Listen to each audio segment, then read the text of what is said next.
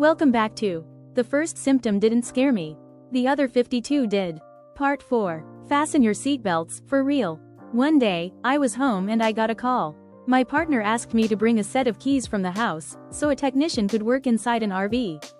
There was some kind of misunderstanding and the technicians were already there with no keys for the RV. So it was urgent, otherwise, they would leave, they would have to be paid for their time, and the work would be incomplete.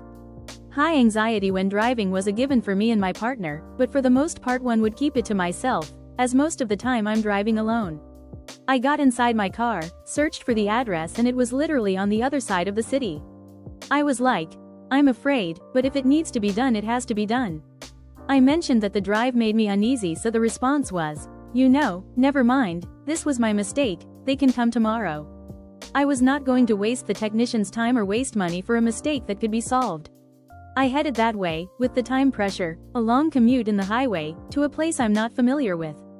My partner called me once I was about 5 minutes in, just about the time to get close to the highway and merge, telling me that the technicians were fine coming tomorrow, that it was not a problem. I started trying to merge, when I felt anxiety boiling inside me and about to burst. I started saying, I'm scared, over and over, and cry. I experienced terror. That's when I started screaming.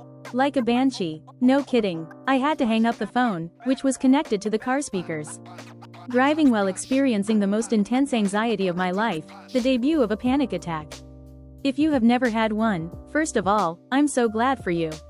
Second of all, it is the stuff of nightmares. You feel like your life is somehow in danger, either from something external or your body is going to just collapse. You feel out of control, something bad is going to happen. Something horrible. I got a new call.